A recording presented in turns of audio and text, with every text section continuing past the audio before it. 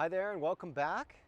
Today we're going to take a look at a technique that's commonly used in alpine climbing where you're trying to conserve carabiners at a belay. So in this case, I've arrived at my anchor. Just for clarity, I'm not going to attach myself to this anchor.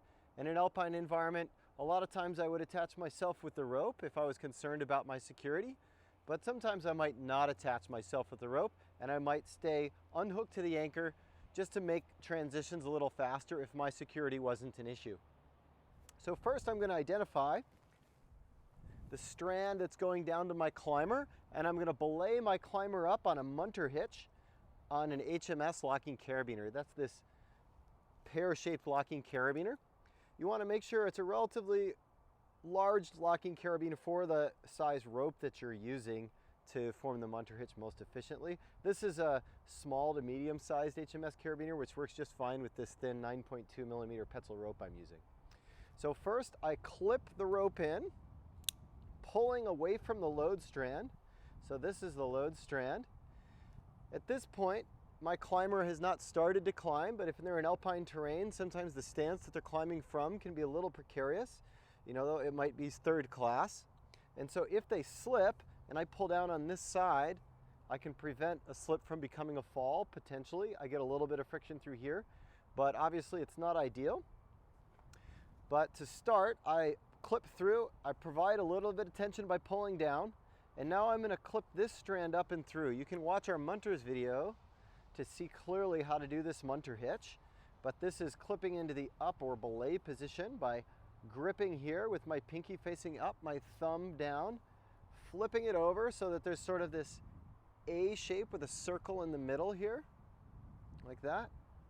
So flip it up, and then I pass that in. Okay, now I lock that carabiner down, and now I'm ready to belay my climber in. So I'm going to do that with a little bit of slack and one more time, just so you can see the belay. Pop that in, pull until I get my tension. Pop that in, lock the carabiner down, and now I belay. Okay? By belaying in this way, the hitch doesn't flip like that, which just leads to a little bit smoother belay, and some people say can reduce the amount of twisting caused by the munter hitch. As I belay, I keep these strands nice and parallel to each other whenever possible to prevent this hitch from creating as much kinking in the rope. Once my climber is to the position where I want to attach them to the anchor, say they're standing right here, then I'm going to carefully open this carabiner up, keeping a hold of the brake strand, keeping it parallel to the load strand, and I'm going to make that exact same movement again. So I grab just below the hitch, I pull it up, and I pop that in, just like so, and now I'm going to pull that tight. And instead of immediately locking the carabiner down with this funny looking thing in here, I'm going to grab my climber's strand, which is the load strand, and pull and allow the hitch to flip. And now I've created a clove hitch where I used to have a munter hitch, and I simply remove that excess strand and lock the carabiner down.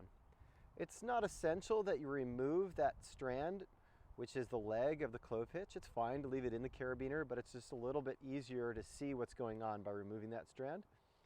And this technique of flipping a munter hitch into a clove hitch allows me to belay on a single locking carabiner and use that same locking carabiner to secure my guest as they arrive at the belay. So a great thing to learn, specifically when you're belaying short pitches. I like to use this for like 12 to 30 feet maximum. Anytime I'm belaying with a munter hitch, it tends to kink the rope up.